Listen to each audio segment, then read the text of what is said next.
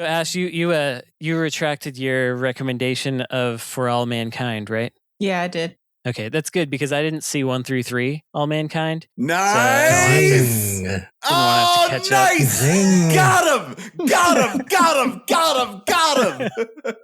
I'm like, I couldn't.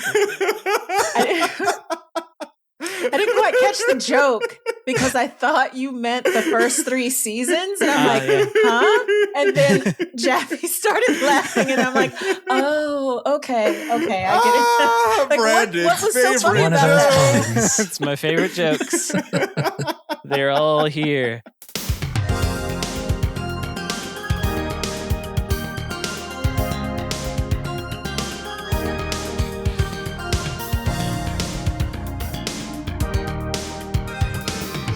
Ryuga Gotoku the polls. This is episode 442 of Insert Credit, where I fire question upon question at a panel of video game experts to the rhythm of a radical buzzer.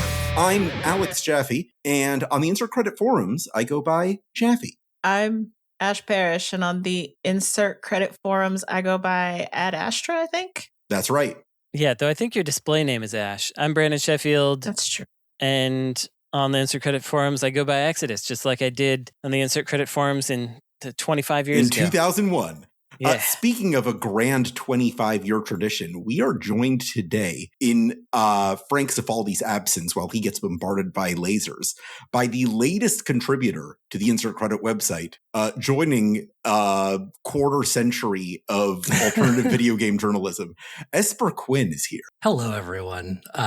My handle on the Insert Credit forums is at Esper. Yeah. Pretty straightforward. Happy to be here. Very happy to have a piece on Insert Credit. It's a big honor. I appreciate having me on the show. It was a good read. Oh, thank you. I appreciate it. I really love that piece. And I think a great way for us to kick off this episode where all 4 of us have some kind of presence on the board, as opposed to our other host, is I think it's time for us to return to a favorite thread of mine. Insert Credit flavored questions that are too stupid for the Dirtbag. This is a thread that's filled out by our most deranged community members, many of whom are subscribers to the Patreon. So we're going to spend this whole episode kind of in the rivulet of the question hole here. I have prepared 18 questions, and I know that's a lot, and we're going to have to do 2 things for each question. We're going to have to answer them as sincerely as we can, and we're going to have to determine whether or not it actually was too stupid for the Dirtbag. Okay, I like that. If we get through all 18, I have a special treat for you at the end. So, ooh, I love special treats. So we'll see. We'll see if we can make it through. It's going to be a ring of endurance for us to swear in our new Insert Credit member. A rivulet of endurance, even. Yes. Thank you. Here we go. Our first question is from marurun, who asks, who is the most pointlessly bland fighting game character? More so than guy in a karate gi. There's the main guy in Dive Kick is pretty intentionally bland. Oh, Dive? And then there's and then Kick is the Ken to his Ryu, who is, I believe, just a palette swap. This gives me an opportunity to talk about a game that I've never talked about on the show before and maybe don't know quite enough about to really, really speak about. There's a game called Anarchy in the Nippon on the Saturn. That of course there is. It's a game where it's just like Salary Man and High School Girl A, and those are the combatants. And it's like the point is that it's your average person walking around, and there's like gangsters and stuff too, but it's supposed to be like your average Tokyoite, pretty much. Okay, is who stars in this game, and so they are. But I guess the question was pointlessly average, because I guess there was a point to this averageness. Yeah. This seems like it's the point to have just regular people. Yeah, it's pointedly bland. Okay. If I can't get footage of that, I'm just going to put fighting vipers on the screen. No one will be able to tell the difference. It's different. You'll find. I'm expanding the question out to include beat 'em ups because I think that's a kind of fighting game. And when I think of that, Fair. I think of like this tanned white guy with like the little sleeves rolled up with like a bandana and shit. And he's blonde and he's like wearing jeans and that's it. Like you see that guy in every like I don't know, arcade 80s era. vibed. I know who beat you're 'em up. talking about. Kind of, Yeah. kind of like the Comic Zone guy, except I Yeah, think he has yeah. shorts Exactly on. like the Comic Zone guy. It's Axel Stone from Streets of Rage is who it is. Yeah. There you go. Bunch of Terry Bogard wannabes. That's I'm going to court controversy and just say like Luigi from Smash, like just somebody. Somebody someone really loves. I think Smash is a good idea because you got your enemy characters that you can't really tell apart. I feel like that's pointlessly bland. They weren't trying Marth and to be Roy bland. And the 5 other Fire Emblems. Yeah, whoever the latest Fire Emblem character is, Once you shrink them, like you can kind of tell when it's an illustration, but once you shrink them down, and it's just the full field view, and you're just taking up a 16th of a screen. Yeah, that's a good one. Was this a stupid question or was this a good question? I think that was kind of a good question. It was good. Yeah, it was good. Good one, Marurun. Next question is from Anna, who asks, "What's the most common hidden gem? As in, what game is the most basic example of the games people bring up when discussing hidden gems?" I thought we were going to be like, it's rupees. Those are they're not gems, I guess. Those are coins, but they are hidden. Usually in chests or something. They look like gems. Yeah. But there's diamond. I'm trying to think of like the biggest indie game, like Celeste or like Cult of the Lamb or something. Cult of the Lamb's a good one. The thing about that is like, we'll think of like you say, Cult of the Lamb or whatever, and you try to think about the entire population of gamers, like all of them, like be like just even including the people who just like play 2K and shit like that. They're not going to know what Deltarune is or whatever. No, and that's like that's the person you tell about Deltarune. Whereas people who do like video games all the time, like orchestral concerts touring across the globe for Deltarune. Yeah, but I think Deltarune is a good answer though, because it is the kind of thing that someone would say and be wrong about that it's hidden. Every time there's like a Saturn hidden gems or something like that, you're gonna get knights. You're gonna get Radiant Silver Gun. You're gonna get like. You ever heard of Panzer Dragoon? You're gonna get like the hits is what you're gonna get when you're asking for Saturn hidden gems. I think I got a good one. I think the most basic hidden gem is The Legend of Zelda Majora's Mask. Go to hell. That's better than what I was gonna say. I was gonna say like Spirit Tracks. Yours is even better. Because it's the game that's like one removed from the most basic bitch video game opinion. The most commonly discussed the second most commonly discussed video game of all time. I think that's decent question. Yeah. I think it's a decent question. Yeah, that's a good one. 2 for 2 so far. This next one is from frequent question holder Yeso, who asks, "Has anyone ever cried at one of the Leisure Suit Larry death scenes?" I think Yeso was counting on Frank being here for that one. No, well, he was counting on asking it on the forum where he knew Frank couldn't see. In fact, that too. So, maybe one of the developers for unrelated reasons, because it was hard to implement or something, or because they were crunching. Are you supposed to cry at him? Is that the intent of? I didn't know you could die in Leisure Suit Larry. Yeah, I've never played a Leisure Suit Larry. Famously in Leisure Suit Larry, you die if the timer runs out and you haven't gotten laid for being too horny. Ah, okay. Just like real life. Yeah, the hornometer. Yeah. We've all been there. And it's like kind of a choose your own adventure path style game where like in the quest to have sex, you like wander down an alley or something and get shot. Ash, you got something on your mind here. Okay. So the concept of dying from horny is very funny because that's frequently a story trope in Omegaverse. In Omegaverse, Of course. Of course. So every Omegaverse reader who has played Leisure Suit Larry understands. Hold on. Which subtype of Omega? Yeah. Which like a protoverse, Omegaverse. It's got to be an alpha thing. Yeah. Does that make Larry an alpha or an Omega? It does, by implication. By implication, Larry's an alpha? Is that what we're saying? Yeah, by that inference. Makes sense.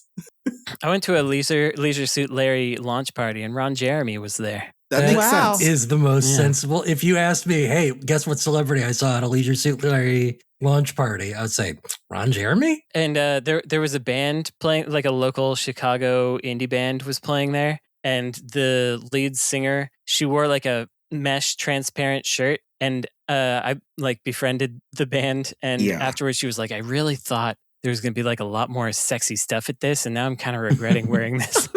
this mesh top. Like there were all these actual Playboy bunnies there and stuff, and she was like, and I was wearing the least clothes. Oh God. People you invite to a Leisure Suit Larry release. I think a Pamela Anderson, a Carmen Electra. Yeah, sure. Anyone you would see like on the cover of a Maxim magazine. That's right. Yeah, that's right. I think that's right. This is not just because Yeso is on the other side of the blunt nail bat argument. This was too stupid for the Dirtbag. I think this was too stupid. No, okay, so I started at too stupid, but then I came back around to good once we were able to establish Leisure Suit Larry is an alpha. Oh boy, this is giving me an idea for a future lightning round. We're gonna have to revisit this. The old alpha or sigma or alpha or alpha, beta, omega. Yeah. Okay. Anyway, I vote for too stupid. I mean, too stupid. The intent is for. I think Yeso's intention was for it to be too stupid. Yeah. So, I don't know. I'm with you, Yeso, or I'm not with you, Yeso. This was not too stupid. This was a good question. SteveWithaB asks, is it time to retire the term gamer? What should it be replaced with? Or should there just be a difference between gamer good and gamer derogatory? I think we all agree at this point the proper term should be gamophile. Yeah. Yeah. Certified gamophile. Yeah. I think we've talked on the show a few times about the word gamer being a toxic thing. Yeah. So we don't need to retread that. I have replaced it with game players, but that's not very fun. But like I kind POG, of like having person of gaming. Fun. Person of gaming. Person of gaming. Yeah. I'm a person of gaming descent. A POG. I'm a pogger. That sounds a lot like you have a gambling problem. Yeah. This person of gaming. The main thing I associate the term gamer with is a local commercial from my childhood for the concept of broadband internet, which had a jingle that went like this. Hey, gamer. Hey, gamer. Games go better with broadband. So that's what I think about. Can't deny that. If you're a gamer, you must have broadband internet. That's right. They go better with it. I agree. That's true. Even single player, you're downloading them faster. That's true. Mm-hmm. Do we have a term that we agree on? I think we usually use game players or game likers. Game liker, I like. Game liker is one we've been using. I do think that one's pretty okay. Gamist? No. That's a Japanese magazine. Oh, there you go. Or it used to be anyway. Ash? I am so like PTSD from the word gamer that I can disavow it completely despite my entire career the last decade. Nobody wants to say it. Oh, you're a gamer? Like, no. Yeah, you wouldn't want to self-identify as a gamer. Yeah. Right? Dorito boys with a Z. Yeah, when you hear someone that. identify as a gamer, you think of Call of Duty. You think of Halo, I guess. Yeah. Mountain Dew. Yeah. And Dorito boys. Yeah. Dorito boys. With a Z. And I'm using boys with a Z in the non-gender gender neutral boys. Yeah. We're all gamer boys deep down. We're all gamer boys here. Mm-hmm. Valid question, I think. Valid question. Reasonable. Yeah, though one we have answered before, and thus perhaps too stupid for the Dirtbag. That's true. Sometimes I'll skip a Dirtbag question just because I've asked it on the show before. And this is one of those cases. A fortuitous next question from Tradegood, who says, if Xbox is Mountain Dew and Doritos, and Nintendo is Coca-Cola and Pringles, what is Sony? Hang on, why is Nintendo Coca-Cola Yeah, why is Nintendo Coca-Cola and Pringles? Where did that come from? Maybe because it's red? This is straight into too stupid for the Dirtbag territory. But that doesn't mean it's a bad question. No. Okay, let's go one presumption earlier. If Xbox is Mountain Dew and Doritos, then what snack and drink are Nintendo and Sony? No, I kind of like that this is a whole setup. It's like if these two things are true. Yeah. No, I'm with Brandon. Okay. I think this particular angling, this setup kind of pushes Sony into being Pepsi territory, right? Yeah. Yes. Are they okay? But I can't think of anything know. else. Yeah, Lays. chips wise, like Lay's, kind of just the default. But honestly, when you said like Doritos and Mountain Dew for Xbox. My thing for PlayStation, I don't know what like this food would be, but it wouldn't be a drink. It would be a Black and Mild, and I don't know why. I don't know why or where that means came Xbox from. is just a huge fucking blunt. Xbox is a bong rip. Yeah. But no, Xbox would It be is green. Okay, we can do it that way. So an Xbox is a bong, a PlayStation is a Black and Mild, and a Nintendo is a candy cigarette. Yeah, there you go. Aw, I like that. I like that. So in the original framing, I think we got Pepsi and like I'm getting like sour cream and onion Lay's for some reason. Sure, I could see that. No, cheddar, the cheddar one. Okay. Sour cream and cheddar. Cheddar and chives, is it? No, the cheddar sour cream. This is leading me to wonder what game company is Dr. Pepper? Is that Sega? The Amiga. I know that the Jaguar is going to be like RC Cola. Sure, yeah. For some reason, I think Konami when I think Dr. Pepper. Okay, interesting. I think it's the Amiga, honestly. Yeah. I don't know. Why? And then the Dreamcast is like a ramune. Yeah. And it should be like a really Japanese beverage with a really American. It's like a ramune and a hamburger. Ramen and French fries. Yeah, ramen and French fries. To keep with the chips theme. Yeah. I like keep that. with the chips. Yeah. Keep the vegetarians in the game. All right. That ended up being a good question, I think. It came back around. Yeah. Good job, Tradegood. Next question comes from Death Strandicoot, who asks, who should be the first recipient of the Nobel Prize for video games? I know who's going to be the first person I try at the video game Hague. Yeah. I'm going to write down a name. I want you to. I know who it is, but I don't know if it's going to be what Esper's writing down. Go ahead, say it, Ash. Now I want people to guess who it might be. Who are you going to try at the Hague? Are you going to say Jeff Keighley? Yeah, it was Jeff Keighley. Yeah. I had David Cage is who I was Like David Cage has hurt me personally, but Jeff Keighley has done worse. Immeasurable damage to video games as a concept. If Brandon was trying someone at the Hague, I would have said David Cage. But sure. I know my panelists. Who are we giving the Nobel Prize to, though? Nobel Prize Miyamoto is going to get it. Yeah. It seems like the obvious pick, right? Sure. Yeah. They usually give it to people that are alive, right? Usually, yes. Specifically for contributions of that year, though, not like a lifetime achievement thing. Interesting. Right. Well, he's running out of time. Less, yeah. First Nobel Prize goes to Miyamoto's wife. I think she needs more recognition. There you go. Yeah. I think you give it to Mario, not Miyamoto. If we want to do it like that, that makes sense. Yep. Or Pac-Man, maybe. Yeah. Or the little ball in Pong. Pac-Man won't have done anything in a given year that will warrant it, I'm afraid to say. True. It's unlikely. He's got to go on another new adventure. But Mario, he might have done. That guy's always doing stuff. All right. Miyamoto, then. This is the kind of question I always get close to asking and being like, and then go like, nah, that's too stupid. So my vote is stupid. I think it's fine. I liked it. Yeah. I think it's fine. Yeah. It's very much of a like season 1 type question. Insert credit season 1. Yeah. If I can think of a question where I know what everyone's answer is going to be, I feel like I'm not going to bother asking it. Yeah.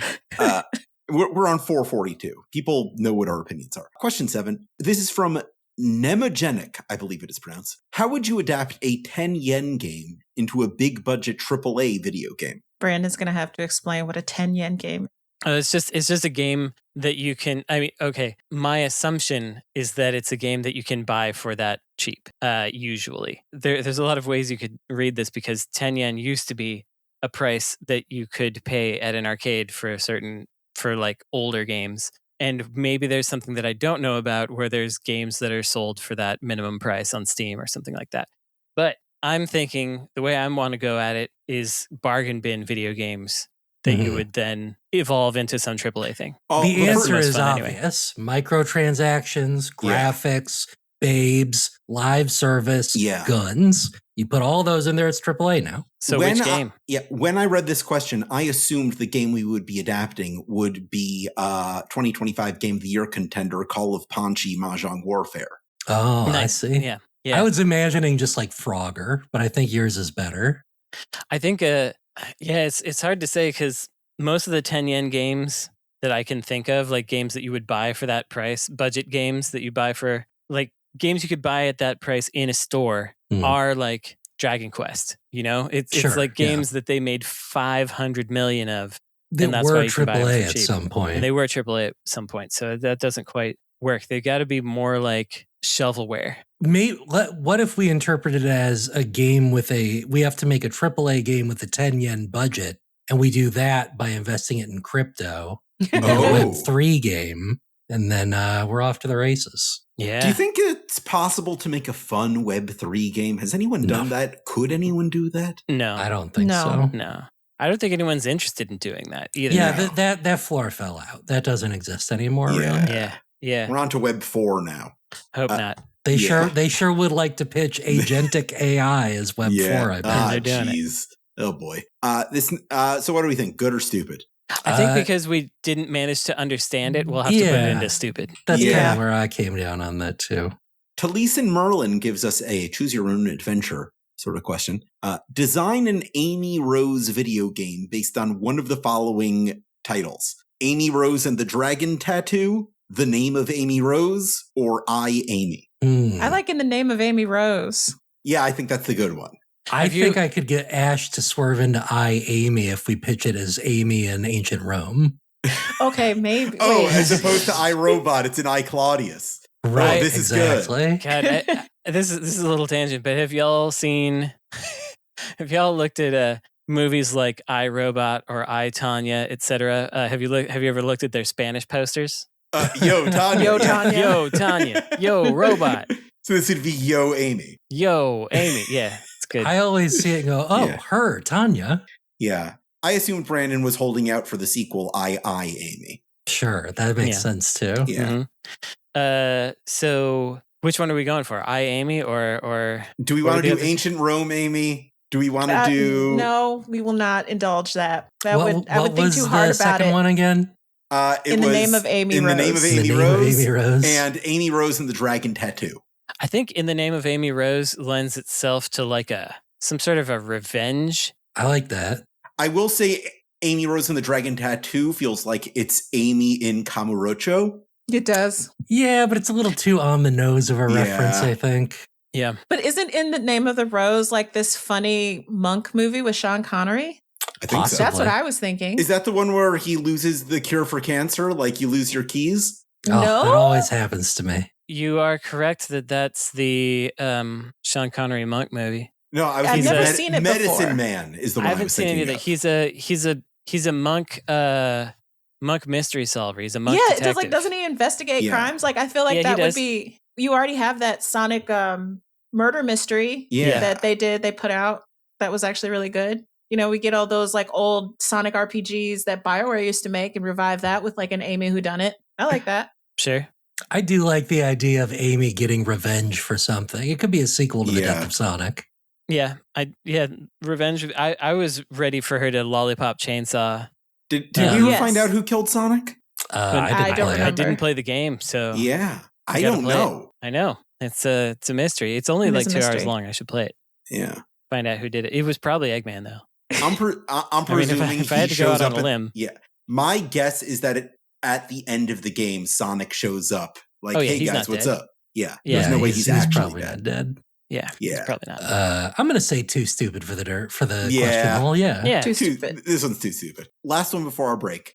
Tom asks a pretty laborious question. Taking into account the book, The 7 Basic Plots, Why We Tell Stories, what are the 7 basic game genres? I haven't read the book. Yeah. But the 7 basic game genres, let's see. Racing. Racing is one. Shooting is two. Shooting. Fighting. Jumping. Yeah, jumping. Yep. These are all verbs, which I like. Trying to figure out visual novel reading. Menus. I was considering. Menus. It could be menus. I think menus would be selecting. How about that? Sure. Selecting. If we're verbifying them. Yeah, we need one more. Card. No, I thought we only had 5. No, 7. I thought it was 7. 7. Yeah. No, I think we have 5 only right now. I see. Yes. We have racing, shooting, fighting, jumping, reading, selecting, and I think selecting supplanted reading. No, reading is a visual reading novel. Is I'm thinking like all right. what's a 4X? That's selecting. Yeah. Okay. All right. Reading, selecting. We need one more. Carding? Cards. Kind of feels like selecting on some level. I got it. Yeah. The seventh genre is gambling. I was going to fair also enough. say gambling. Yeah. Gambling. Yeah. That sounds good. Couldn't think of that word. There we go. We'll be right back after a quick break. Squadala! We're off!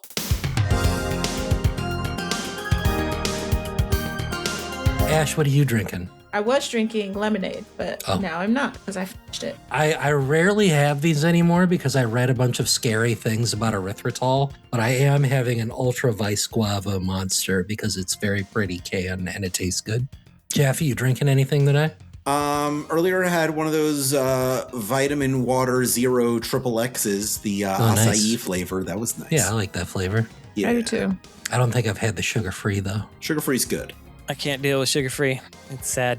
I'm all sugar-free these days. Why is that? Do you have a bad reaction to the substitute? It's all of the substitutes give me a particular chemical flavor that I just can't get around it. We were having some snacks the other day that my partner really liked. And I was like, there's something wrong with this snack. Like, it's almost like there's a little sweetener in it. And then it turned out that in like one of the mixes, there was a tiny bit of aspartame. Oh, wow. You're the princess and the pea over here. I'm a tender little flower. Yeah. So it's just every time it's in there, I'm just like, just can't.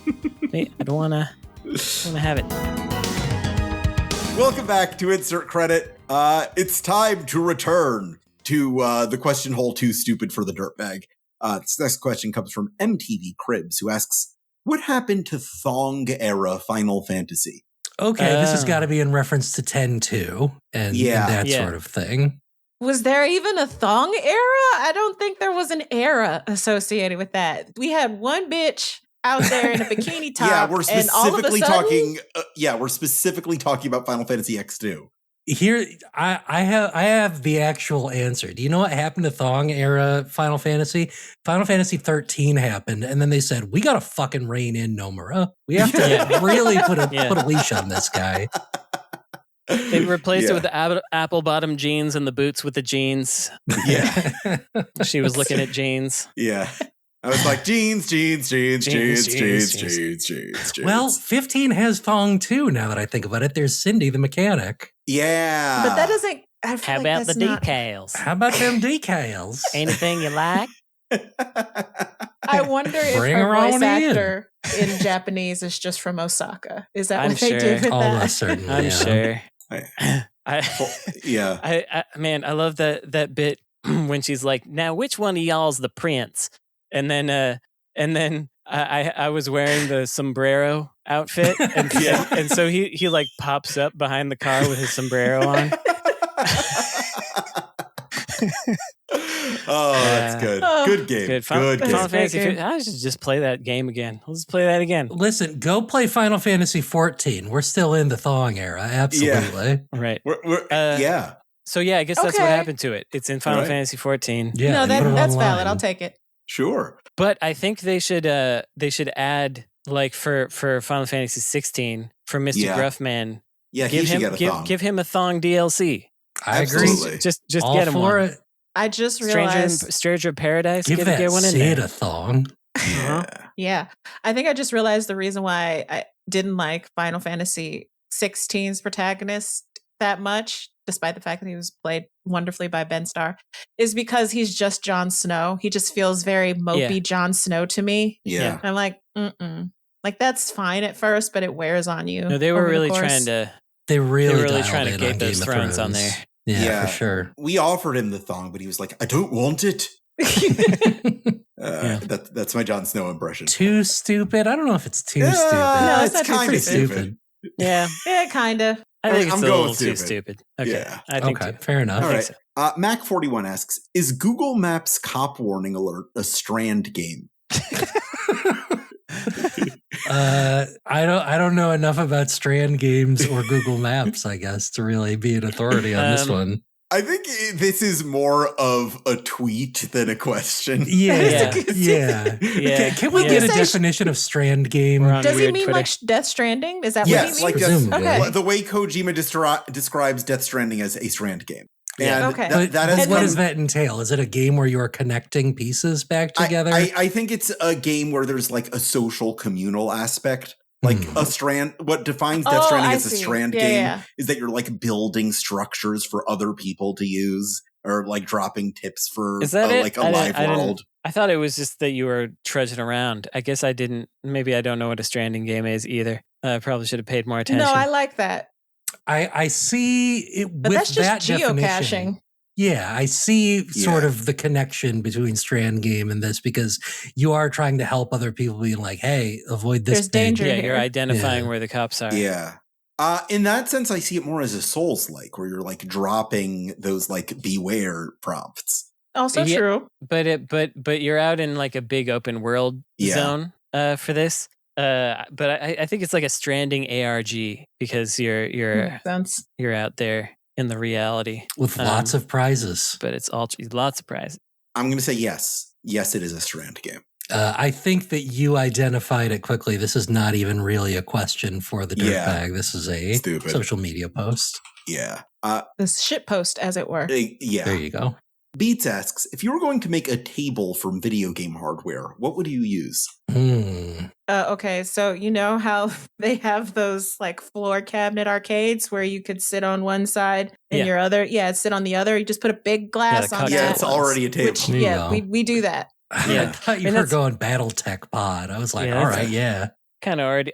It's kind of already a table. I would use the Xbox Ones. They're cheap. There you go. You can get a bunch of them. You could probably like put that on like some kind of like pole with a foot. Make a little side table out of it. I was going to say, the original PS2 is pretty sturdy and blocky. Mm-hmm. You could do something there. Oh, before the slim version, yeah. Yeah. You could stack 4-6 of those and make yourself a table. Sure. Yeah, it kind of depends on whether or not we have to get the materials or if we can just have a number of a specific console. Yeah. I think this is based on something that like Logan Paul did at some point or something. Gross. Oh, no, I think wasn't it the arms dealer fella Palmer Luckey?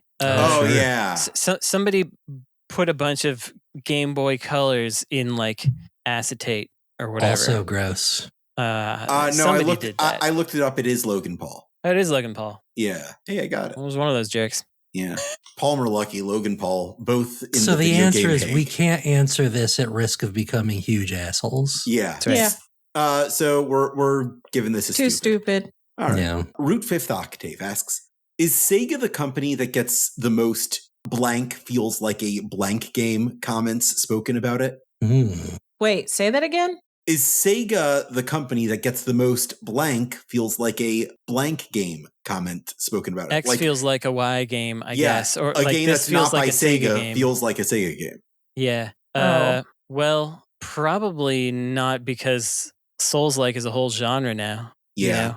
You know? Yeah. But Souls isn't a company. No, but it feels like a Souls game is a thing that people would say. Yeah. But if we're talking about companies, maybe Sega, but Treasure gets it a lot. I would say more so than Treasure or Souls. Like before we called things Souls-like, there was that term Nintendo hard, referring to like early NES era Nintendo games. I thought that was another fan fiction thing. No. No. Yeah. I'm still not quite sure I understand the premise of the question, so I'm just going to reject it outright as stupid. Well, you know what? I'm gonna make a proposal here for Ubisoft and say this feels like an Assassin's Creed game. Oh, that's one. Mm-hmm. Yeah. Yeah, Ubisoft is good, but if it has to be companies, don't think they would necessarily say this feels like an Ubisoft game. No. Well, I mean, are we saying I blanks feels like a blank game is what it said. I wasn't assuming. I was thinking it was like, oh, this feels like this other kind of game as opposed to this feels like a Konami game. I was too, but they were, since they put Sega there, I assumed that we were having to choose. I think if we had to choose a company, it would be Sega or Nintendo, because if you say that this has like some Sega-ish qualities to it, I can name things like Yeah. Like Blue Sky. I can name, there's going to be like some weird jankiness that's kind of interesting. Progressive politics mixed with things that are clearly not progressive politics. That's right. Yeah. A New Jack Swing soundtrack. With indeed. When you talk about Nintendo, it winds up kind of mostly being like polish oriented. How many times do you hear someone say this feels like a Nintendo game, though? Yeah. I guess But about you would say that Nintendo about, games, like, you could Yeah. say this Cozy feels games like or like real twee platformers Yeah. and shit. maybe if they're really good. People might say Stardew Valley feels like a Nintendo game or something, but even that, I don't know. Yeah, probably not. It's not that polished, really. Interesting question, though. I think this led to some decent discussion. Yeah, I'm going to change this to good. Yeah, but so maybe for company, the answer is yes to Sega. If we're talking about games, though, that's a hard one. Yeah. This next one is a little bit of a mini lightning round from KingTubb. And I know you're going to have some opinions here, Ash. How often do the following characters change their bed sheets? First, Solid Snake. Never. Never? That's Never. what I was assuming. Yeah. Never. Second, Naked Snake. Yeah. Also never. Also never. Third, Venom Snake. You're That's the getting too protagonist of esoteric down the snakes. That's the protagonist of MGS5. Okay. Oh. He feels like he's a bit older, Yeah. so He he's gets got like other his shit people together. on Big Shell to do it, I would That's imagine. Jack Bauer Snake. Yeah. Yeah. No, yeah, you're right. He has a cleaning service do it, but he's like never. He never gets sleeps in Kaz his to do bed, it. Yeah. so like he doesn't worry about changing his sheets because Yeah. he's never in his own bed anyway. Okay. That's a good point. That's a good one. Next is Liquid Snake, the bad one guy is of that? MGS1. The That's bad yeah. Le half of Fanterie. Liquid Ocelot or whatever the hell his name is. Yeah. Yeah, I don't think any of these men change their bed sheets is what we're getting at here. And finally, Raiden. How often does Raiden change his sheets? Never. He doesn't have sheets on his fucking bed. He Yeah. sleeps on a bare mattress on the floor. He sleeps suspended in a vat of goo, I think. He sleeps standing up. He just Yeah. locks his mechanical body in place. Wouldn't you? Wouldn't that save so much space? Are there any video game characters you can think of who regularly change their bed sheets? Princess Peach? Princess Peach. Peach, probably. Oh, she has toads she to would, do it. yeah. But she would- has a them character Who changed. changes their own bed sheets. Yeah. Who changes their own I'm going to sheet. say the sad dad from Heavy Rain, and he Oh, yeah. goes and grabs it, but then lets go. And there's like a multiple part button Yeah. prompt to Yeah. like get You the gotta, sheets like, around the tight move your- corners. joystick Yeah. around the absolutely. I think we don't see it happen, but I think every Harvest Moon protagonist changes their sheets. Yeah, It's I could see that being a thing. Yeah, sure. one of the daily tasks that they have to do, but they don't make you do it. I think Mario doesn't, but Luigi does. Interesting. Yeah, I can Though see that. I think in his own home, Francis York Morgan of Deadly Premonition would change his sheets. Yeah. I agree. Yeah. He doesn't at the inn because someone Right. else does it for him, but he wouldn't do it every day.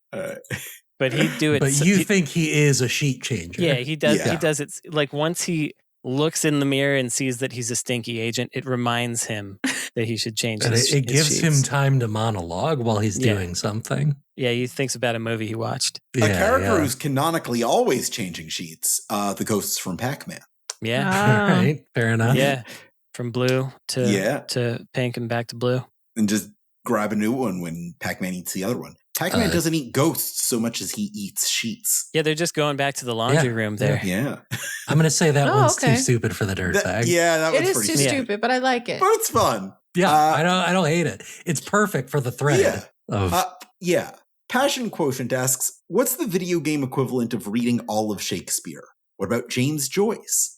I'm gonna Depends say on like what we're reading for James Joyce, baby girl. We're reading all of it. Is the thing. James Joyce Everything. wrote some letters to his beloved yeah. that are The equivalent of reading all of James Joyce is playing all of the WarioWare games. my first instinct, and I don't know how well I could actually defend this for reading all of Shakespeare, was Dragon Quest. I would have said that, yeah. Oh, Yeah, that's and or you're interesting. Trick reading or the all the lore Chronos. stuff. I mean the Final Fantasies as well are pretty. Those might be more Chaucery. I don't know. Shakespeare. Kingdom Hearts is Dune. Oh, God. Okay, I'm going to come at it from a different perspective, and I'm going to say that like playing every Atari 2600 game. Oh, that's like, interesting. Okay, that's is a like very getting- Brandon answer. They're made All in a the shakes. a primitive Yeah. version of our own language. Yeah, it's like you can see where everything came from, Yeah. but it's still kind of work to get through all of it. Like there's cool stuff Yeah. in there, and it's really neat. It's kind of work to get through any of it. I think Yeah. an angle here is that Shakespeare was not written to be read. It was written to be performed. So reading all of Shakespeare is going to be a different experience than watching all of Shakespeare. Yeah. Yeah, I don't know how much that ties into what. That would be really hard for me to figure out what that means. But then you also have like the sonnets and shit from Shakespeare, that too, which I don't think were those True. performed. That's those were the not. difference between playing a game and watching someone stream it, I guess. Yeah. I think so. How about every FromSoft Souls game? That seems like I'm trying to think of like something arduous, and you would watch someone. I feel like Souls games are meant to be watched instead of played in a lot of ways, but that's because I hate Souls games. Makes sense. Yeah. So that's something to consider. For that perspective, it works, I think. I do too, because like you think about the function Shakespeare serves in our society, where it's like this template of like different story tropes and whatever, and then like all stories derive from that. And with Souls likes, you get these kind of like, and maybe Souls likes isn't the best example of this because it's a relatively newer genre, but you have these collection of games that offer like the keystones from all these like derivative games that are so popular that have come after it. Yeah, it's kind of interesting. I'm with you on that. Yeah. I'm sticking with my 2600 answer, but I also like yours. Good or stupid? Good. All right. Yeah. Kiki asks, what's Jollibee? This question was in response to someone asking, what is the Jollibee spaghetti of video games? But I thought I'd have us answer the question. What Jollibee is a Filipino fast food chain. chain. Yeah, I was going to say, true. Brandon is going to have to answer this question. Like, what are It the has recently crossed really cool, over with award-winning MMORPG Final Fantasy XIV, now with free play up to what do they have going on in Southeast Asia? Shadowbringers, I think Jollibee, like what would the Jollibee video game be? I think it would be an Amiga mascot platformer. Personally, it feels very, very 2D mascot platformer. You collect food items. They're bouncing up and down. All that nonsense. I think that would be. I've never had Jollibee. I know that my partner loves it, and so my going by the fact that my partner likes it, and I don't know much beyond that. I'm trying to think of like what would something that's still clearly fast food, but something that's enjoyable and well liked.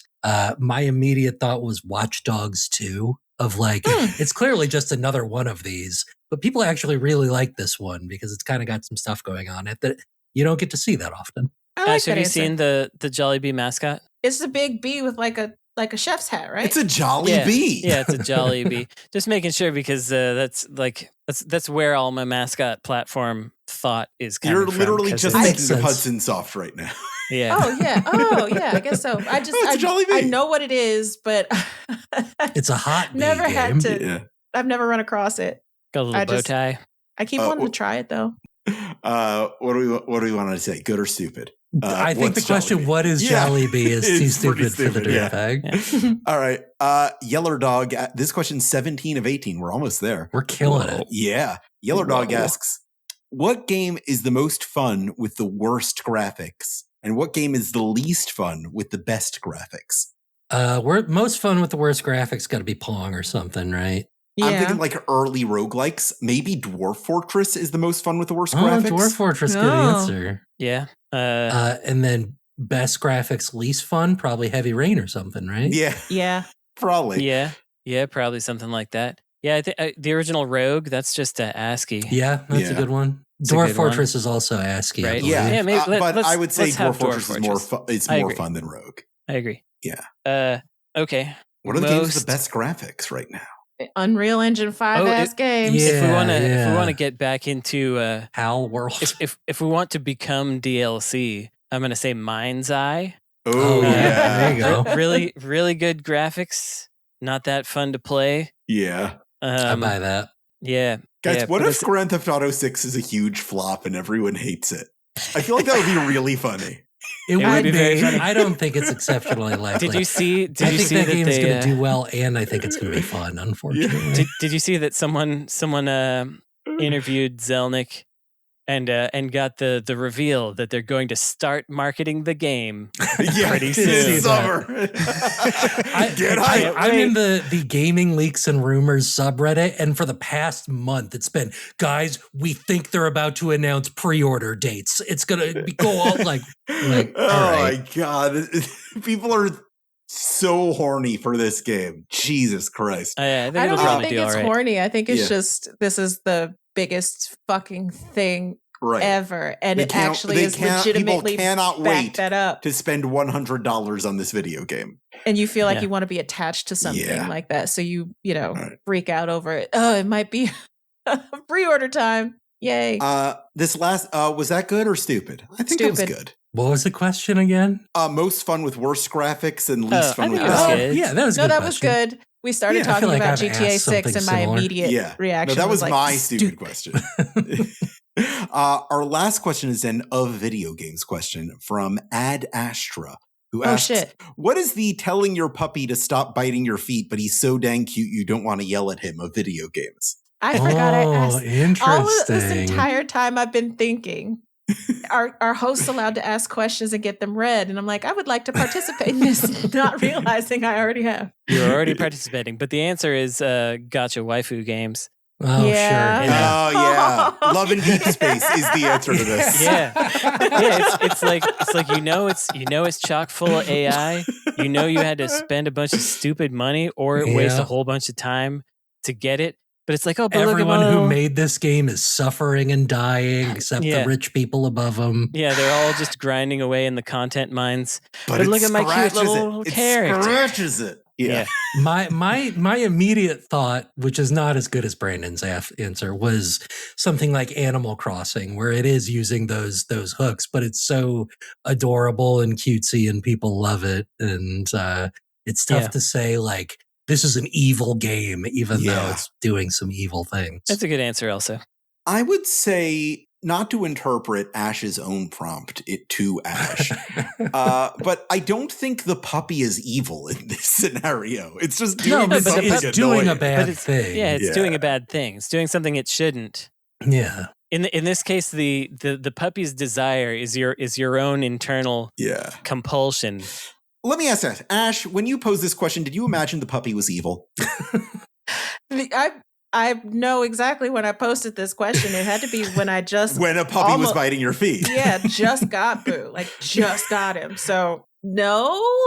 Well, it was just something off the top of my head. Now, what is your answer to... Yeah, what is your answer? Okay, so what is the tell your puppy... wording? The wording was, what is the telling your puppy to stop biting your feet, but he's so dang cute you don't want to yell at him of video games? Oh, I always feel like that's a Souls game. Like when you get those bullshit jump scares. SOLE because they're biting your foot? Nice. Nice. No.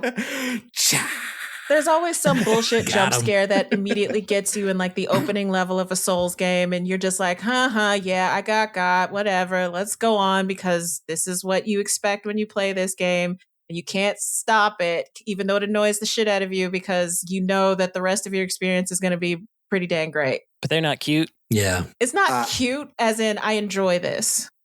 See, that's the thing. Maybe I like dogs more than I like Souls games. Oh, me too. So I have no problem saying, hey, I'm going to turn this off if you keep doing that shit. Yeah.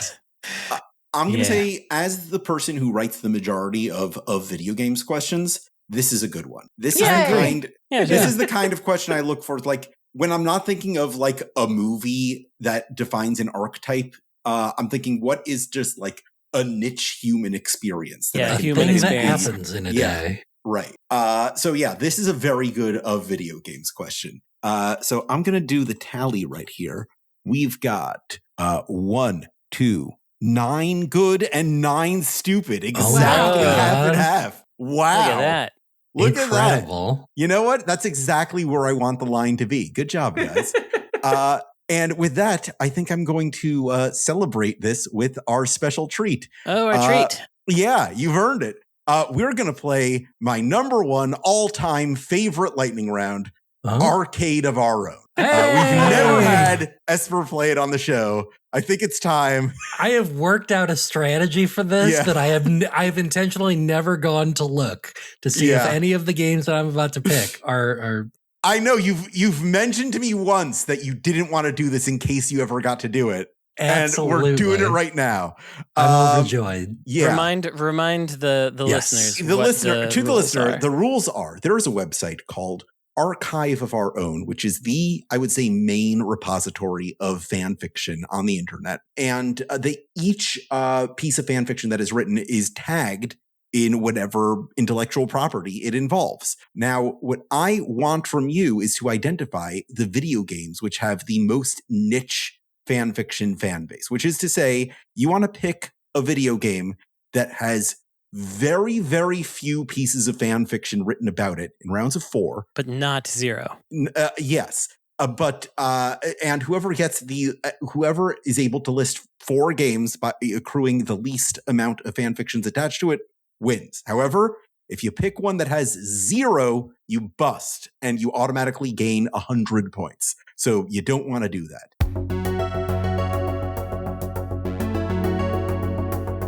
We are going to start with Ash.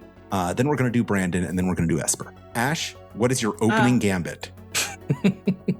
I'm also having to try to remember which ones I've done before, because I think I've played this game every time.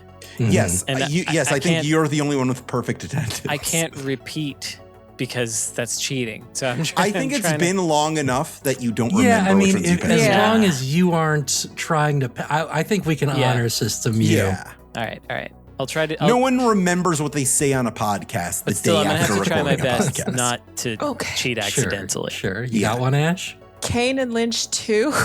Oh, boy. Kane and Lynch is interesting. I think that's a good pick. Show me Kane and Lynch. Because there's certainly shipping potential there. Yeah, but not a lot. There is a joint tag for the Kane and Lynch franchise, which I'm going to count for this. Sure. There are 5 pieces of fan fiction. Incredible. Yes. Right out the and gate. only 2 of them are in English. Oh, wow. Yeah. Right. The other 3 appear to be in Russian. Good job there. One of them is called 1,000 Burning Cuts, set during the Kane and Lynch 2 dog days. After being tortured by Singh, Kane and Lynch flee into an electronics store where they huddle against the cold.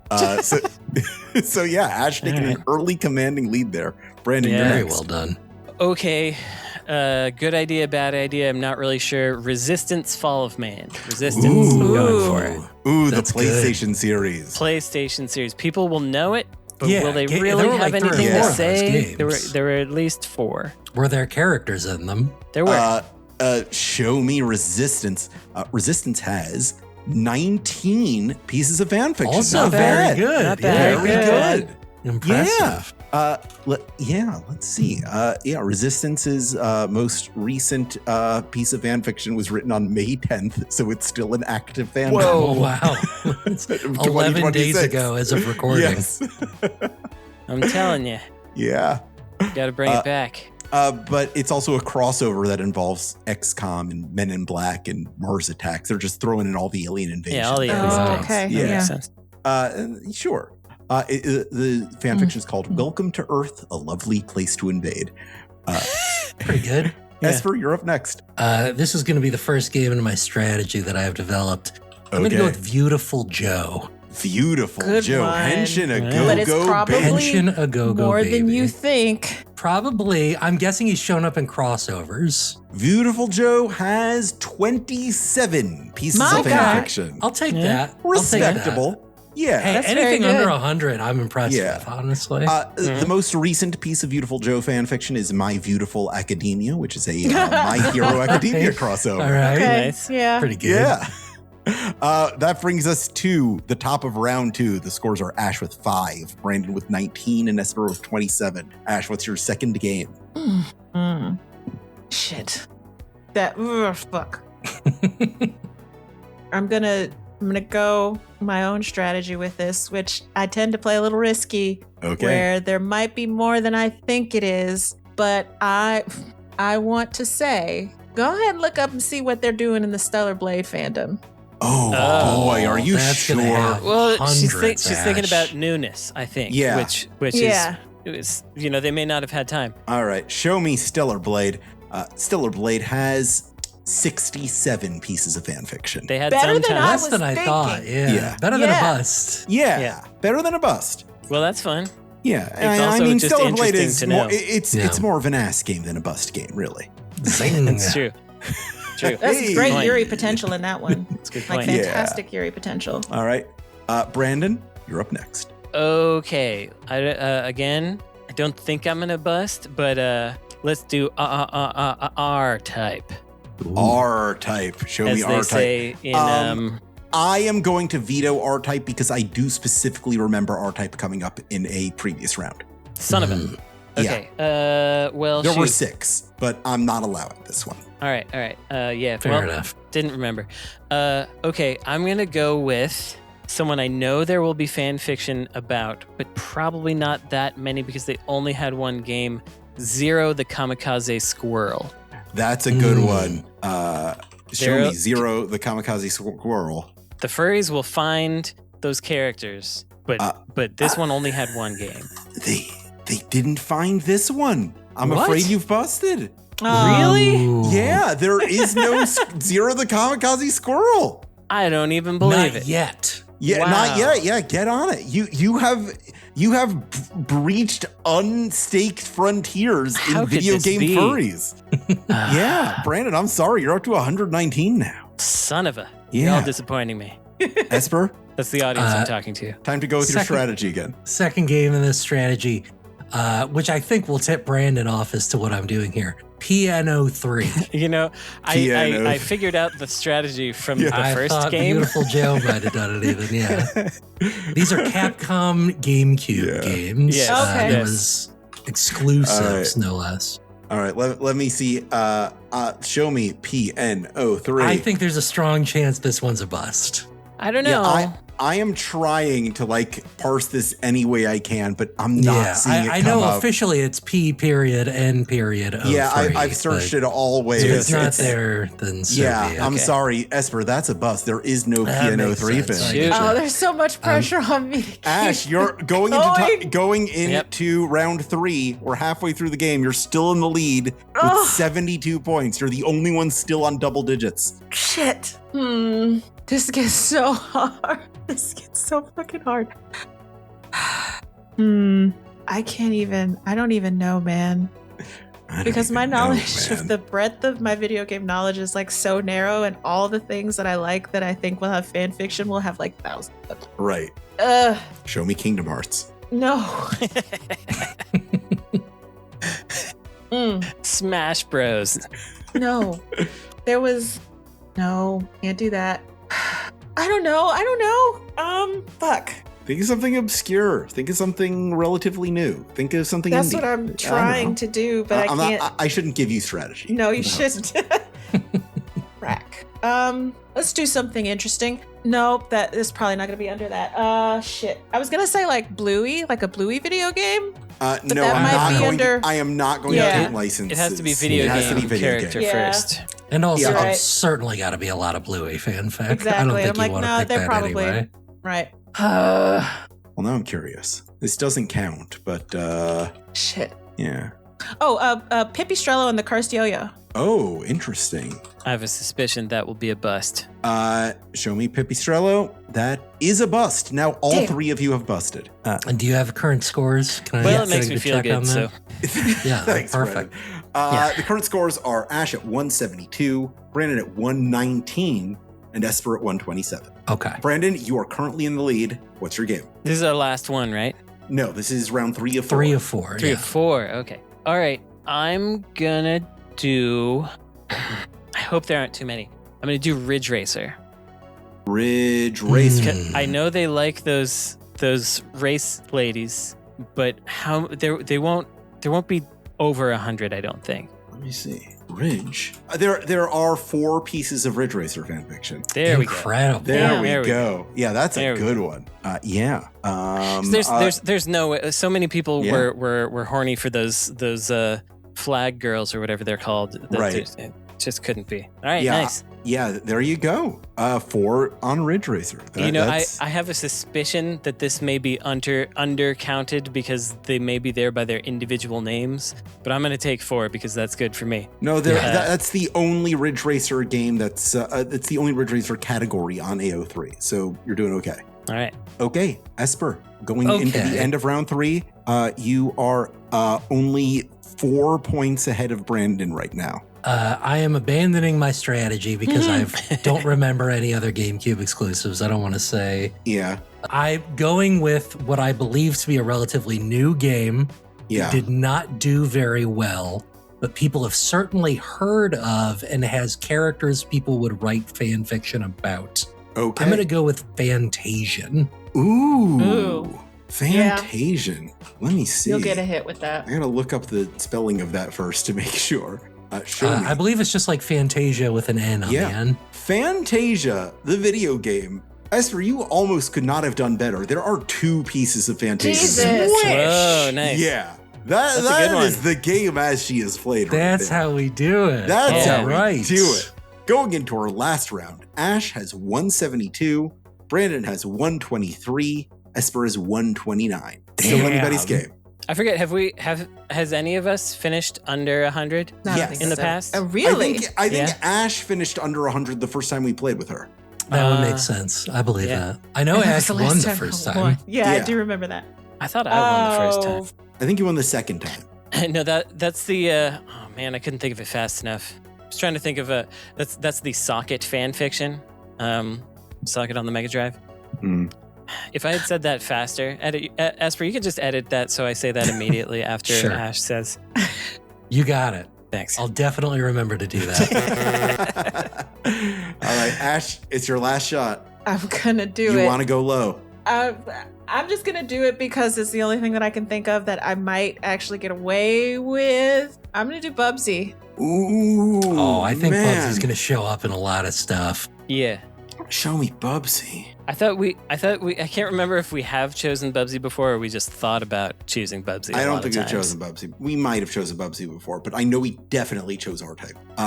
Show me Bubsy. We've got 28. Not bad. Ooh. Okay. Yeah. Better than I thought. Yeah. That's much better than I thought. Okay. Yeah, and guess what? What could possibly go wrong? That brings you up to an even 200. That is your final score. Wow. Not bad. That's a good score. Yeah, pretty good. Sure. That's only one bust. Brandon, you have 123. In order to beat Ash, you need to get a game with 76 pieces of fan fiction or lower. Or fewer. Okay. I think this will work. It could bust. I really hope it doesn't. Oh God, it might though. No, but I don't know. It's popular enough. Okay. Right. I'm gonna say Dino Crisis. We're having a Dino Crisis over here. That could go either way. It's like right on the edge. Yeah, it's early PlayStation. It's well known, but I don't think a lot of people played it. That's pretty good. I don't remember any characters' names as part of is what I'm worried about. Dino Crisis has 20 pieces of fan fiction. Hey, that's we're doing good. It. Including Dino Crisis, the novelization by Retlaw 95. Nice. A real Maddie Myers ass AO3 fanfiction. Dino Nisus.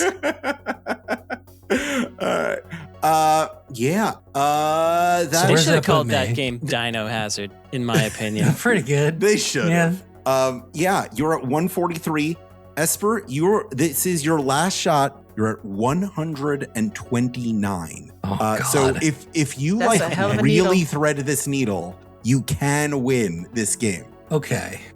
What's the exact number I need to get? Can you do the math exact on that real number? Quick? Okay. What's 43 minus 29?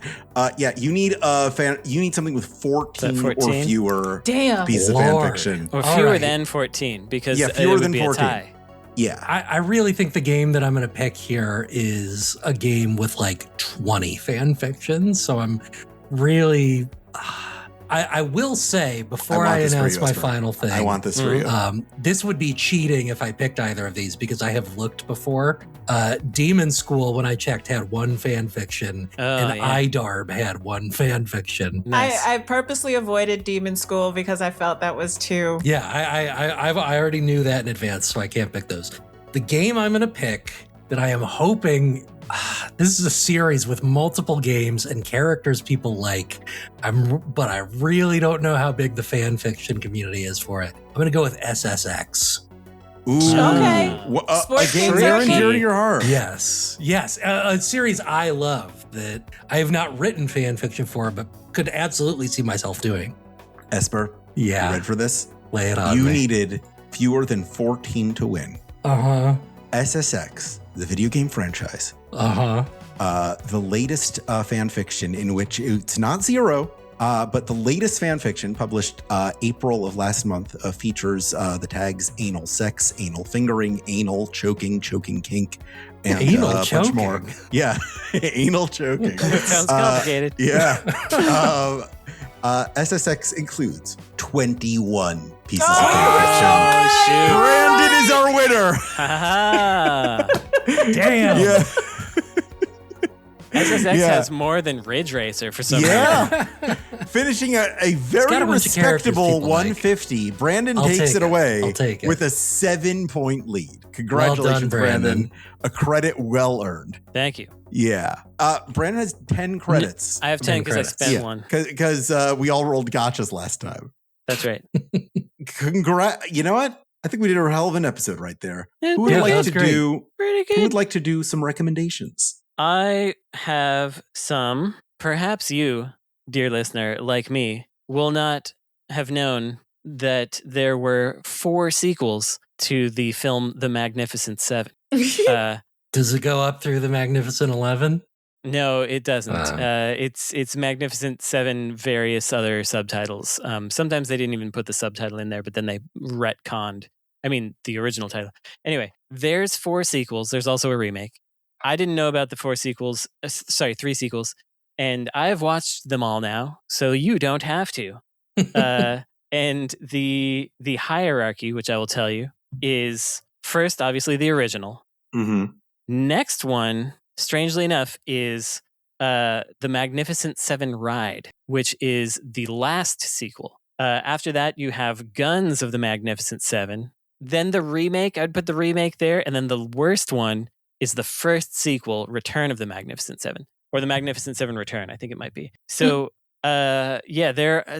with all of these combined, there's like a magnificent 34, I would say, because one of them gets one of the guys comes back once, and so then we're subtracting one. But the first sequel has Yul Brynner coming back as himself, and it's not very good, but the one, it's my least favorite one. But the funny thing about it is he needs to. The premise of the Magnificent Seven is that there's a big bad thing happening to like a village somewhere, and then somebody gets roped into helping them and has to find X number of people, 7 It's in this 7 case. samurai, but cowboys. 7 That samurai, goes but above cowboys, Magnificent Seven, yeah. Yeah. So anyway, in this one, in the first sequel, the second movie, he has to find all these people, and luckily they're all within like 1 block of the saloon where he is. But unfortunately, like that's the most fun part of the movie. It's one of those things where like, okay, there's a sort of interesting premise. There's a town where all the men have been taken to work in some sort of slave labor situation, and there's a town of just women. That's an interesting potential premise. Defend this and have the ladies like fighting alongside or something like that. Instead of that, they ignore the women and just go to where the men are and then try to attack that place. And it's just like, it's nothing. It's stupid. Who cares? Right. Why did but we even luckily, bother? in my favorite one, my favorite sequel, Magnificent Seven Ride, where now Lee Van Cleef is the main guy. All the women, there's a woman-only town again. All the men get stolen again. But this time, they fight together with the women. The women load the guns. They like sew things together to make traps that they cover with dirt. That's got the real. They're basically the Ewoks from Return of the Jedi. Yeah, I want to imagine that film got pitched at the end of the last one, and they're like, you know what we should have done? I kind of felt like that, because what you want in one of these is you want a cool sequence where you're gathering up all the misfits first, and then after that you want a situation where you are setting up a bunch of traps so that you can achieve this impossible goal of defeating all these guys. And all of the ones except for the first and the last completely missed the fun part. So anyway, that's that. Where does Adam Sandler's Ridiculous Six fall into this ranking? I've never seen it. I have seen The Hate Eightful Eight. Yeah, I like that movie. That one's all right. Okay, my other recommendations, though. I recommend the movie Possession from 1981. That is a movie to watch with as little knowledge of it as possible. It's got Sam Neill and Isabella Johnny in it. You got to be a little equipped for some of the hard stuff in this movie. But if you ever liked any of the movies I've recommended where I was like, how did this get made? How did they wind up making this movie? This movie was made by a guy who was directed by a guy who was going through a divorce, and it's like incredible divorced man's movie in several respects. Check that one out. I feel very lucky that I had been recommended this movie so many times by so many people, contextless, so I did not know what was going to occur in it. It's a very good looking movie. It's a very curious movie. Check that out. My last recommendation is microchip your dog or cat, microchip your animals. Just a good reminder on that. I was awakened this morning by my partner saying there's a dog in our house because she'd been trying to leave, and then there was just like a stray dog, and it was a whole situation to maneuver. But we took her back. I took her to the shelter once the shelter opened, and she was microchipped, luckily, and so she'll be going back home. But it's a good reminder. That's how your dogs get back home if they ever get out, which is unfortunate when that happens. So microchip your pets. The end from me. Thank you very much. Ash? I'm trying to think if there's anything I've enjoyed the past week that is not Love in Deep Space. And the answer to that question is, oh, no, I'm lying. Go see Is God Is. It's I don't know if it's it's an indie film. It's about a revenge story of these two sisters who have been horrifically burned in an accident, and they have been given a mission by God, who is also their mother, to kill their father. It's a very, it's a hard movie to watch, especially if you recognize some of your family members and some of the characters. That one hit a little close to home to me, and I feel like I'm not fulfilling my purpose by beating my father to death with a rock. But anyway, it's not like the same supernaturalness of Sinners, and it's got a lot of funny elements and things like that. But it's like I equate it with Sinners in my head. Like, we went up for Sinners, so we have to go up for this too, because this is like a more femme-coded version of that kind of like black rage and revenge type story. So go see Is God Is. It's pretty good. All right. So we got Janelle Monáe, Vivica Fox, and Cara Young in it. That's and pretty. Sterling K. Brown. Sterling Brown, yeah. All right. Yeah. Pretty stacked cast. All right, I'll check that out. Ash, did you see The Blackening? Is that the one where they go and it's like a horror movie trope and all that shit? Yeah, I saw that. You saw it? Yeah, I was wondering if that movie, to what degree would it be enhanced by my having been a black person while watching it? because I found it to be like decent, but kind of mediocre. But there were a lot of jokes in there that were clearly not for me, and I wonder if those jokes would have made it better. I think my issue with The Blackening is my issue with a lot of like movies and quote unquote black media that is made for like a mass audience, and that we revert back to like Black people 101. So you've got like these very obvious, like, okay, if you spent time around any kind of like black humor or our shit black people say, like, you recognize this shit. Yeah. And that's like boring to me because I'm already Black. I already get this. You're obviously, you need to make this for a wide audience. So you have to like do the cultural nods and whatever. So like not Black people can kind of like maybe follow along. But if you're doing that kind of movie, then you should actually just do it and like actually like progress beyond that. So, that and makes I think sense, I also, I didn't like. Oh, go ahead. Sorry. One of the characters, I don't want to like spoil the movie, but I think I really didn't like the way that like the guy who's actually like murdering people. I'm like, did we? I feel like that was subject to executive meddling, and executive being like a white guy was like, hey, maybe we can. Yeah, I didn't like it. So it was this movie should be nicer to white people. I agree that this movie was like, it felt to me like it wasn't going mainstream enough nor niche enough. It wasn't like digging deep enough into the culture, nor was it smoothing it all out. And so it just wound up in kind of like a middle zone, which is how I wound up feeling about the movie. It's essentially, it was in a kind of a middle zone. Yeah. Okay. Just curious because I watched that quite recently, finally. But Scary Movie 6, that's going to be good. That's going to be good. Oh, yeah. That one's going to be good because there's going to be no woke in that one. Yeah. Finally. Finally. What people have been clamoring for. God, if you watch any of those early Scary Movie things, I forgot how deep the Wayans were in on that homophobia thing. Oh, yeah. They thought that was the funniest stuff. Goodness, they sure loved it. I really didn't remember that about them, but wow, they love it. But that's just like what you did. Like if you were making that kind of comedy movie, that's just what you did. It was the 90s. It's true. Yeah, I mean, and there like was time for ableism homophobia everywhere. That was ridiculous. Lest we forget the whole plot of like Ace Ventura: Pet Detective. It was everywhere. Yeah. I did forget. Esper, you got anything you want to recommend?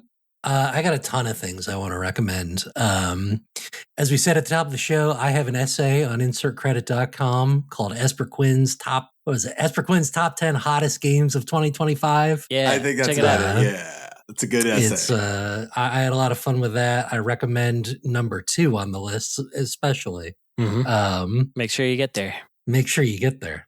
I recommend Witch Hat Atelier is like the anime that everyone's watching right now. It's because it's great. It's beautiful. It's got good I've been characters. waiting till the whole season is out to watch it because I don't like catching up. But that's soon, right? Yeah, I mean, it's pretty far in. I'm pretty sure it's more than halfway in. I really enjoy it. At first, I was like, it looks great. It's incredible. It doesn't look as good as the manga. And then they put out some episodes that were like, hey, manga can't do this. What do you think of that? And so nice. I think that's better. I have been reading a bunch of comics. Read Absolute Wonder Woman. It'll make you a better human being. Ryan North's Fantastic Four is also very good. You should check that out if you like cool, fun comics. But on the Marvel side of things, which I know Jaffe wouldn't recommend. I have been reading a book that is by Alan Moore called The Moon and Serpent Bumper Book of Magic. It is framed and created as a sort of graphical children's, like there's rainy day activities and these sorts of things, but it's actually very much a deep and thorough exploration of like the history of Western esoteric ideas and occultism, going back to the earliest sorcerers that we have historical record of, and sorcerers before that as well. If you have any interest in that sort of thing, I think it's very, very worth your time. Alan Moore loves that stuff. He really does. He is a swamp wizard, and he's one of the best ones I know. Nice. Alan Moore and Hosier are the same guy on different like sides of the spectrum. I'd have to look into Hosier more to comment he's on like, that. Hosier is like the forest, like Fae King, and then Alan Moore is like the swamp. Like they're both like druidic, but like kind of like more like Gandalf ethereal. the Grey and Radagast the Brown. Yeah, sure. Like they're part of the same cosmology. Both Maiar avatars of So check that out. What else? I edited a podcast called Insert Credit. You should check that out. Yeah, give it a listen. And become a patron. If you haven't checked in on the YouTube in a long time, we have upgraded our recording capabilities, and it's like going from SD to HD. We all look much better. You can see my makeup, and Ash's lovingly decorated background, Brandon's Laserdisc logo back there, which I've started framing out because I like making sure everyone is roughly the same size on screen. But when we get the 4-shot, you'll be able to see the Laserdisc and the little Sonic the Hedgehog behind him there, which I think is iconic to the show at this point. Yeah, so it's important to the aesthetic. And thanks for having me on. Of course. Let's do this again soon. I have a recommendation. I invented a challenge that I would like to challenge everybody else who's listening to this to do as well. I call this Berserk at Work, where if you have a desk job in an office that you have to actually go to, read Berserk on your computer. Just do it. I like it. I like it. Read more comics. It's a good manga. Good manga. This is a joke because there's going to be volumes. Somebody out there that's going to be like, I'm interested 100% in this manga deadly thing. serious. Read Berserk at Work. It's I great. second that. Absolutely do it. Don't do it on your work computer. 100% do it on the work computer. Otherwise, you're just do it reading because Berserk. Then your IT professional is going to come to you and go, nice. The opinion Yes, expressed. exactly. I love this thing. You're going to impress your whole IT department. IT department's going to cover and be like, you got guts. That's what they're going to do. Yeah. I'd also like to recommend that if you enjoyed this episode or any episode of Insert Credit, that you rate and review our show wherever and however you can. Maybe on iTunes or whatever they're calling it now. I'm too old. You can also support us directly with your donations on patreon.com/insertcredit. If you'd like to sponsor our show with an advertisement or personal message, you can contact us at show@insertcredit.com.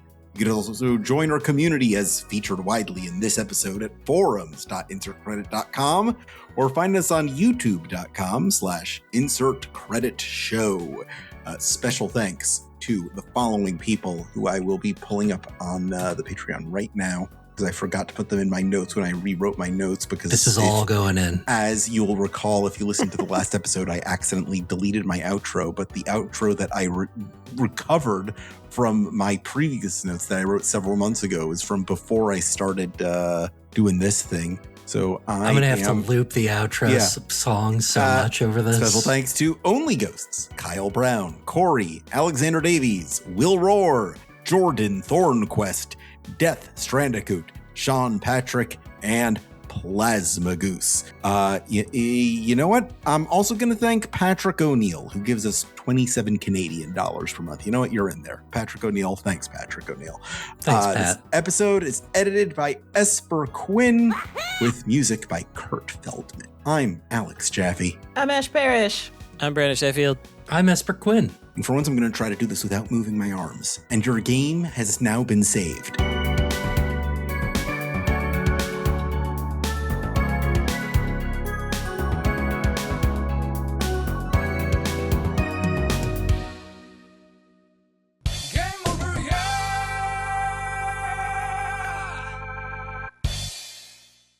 How was that? Hard. You know, do you always move your hand? I've never noticed and your that game has now been saved. I don't know why I do that every time. It feels like yeah. I never noticed. I also haven't noticed, and I edit you. Did someone give you a comment about it? No, it's just something that I have been self-conscious about on my own. Sometimes anxiety originates from your own brain. Interesting. Internal. Yeah. Anxiety. Well, I think it's totally fine for you to do it. I think you're very good at hosting this show. Oh, thanks. As long as you don't hit your mic, which you don't so much, and Ash doesn't so much, and Frank doesn't so much. Yeah, who else? But who and I'll end the sentence there.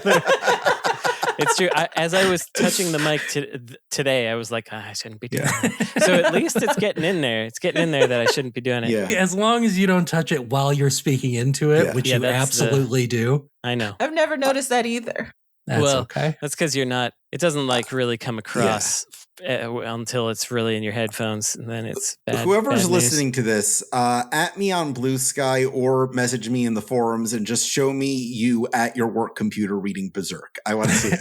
Go Berserk at work. Berserk at work. I would do that. Like I would do that, not thinking, and I would be upset that why would they do? I would do that. So I'm telling you, if your work is not cool, do not Do this. Do it, and if you get in trouble, that's a sign you need a better job. Nobody can get new jobs anymore, so we gotta be careful with that one. There's no reason to not do this. If you get in trouble, just come into work the next day with a giant sword over your back. Exactly.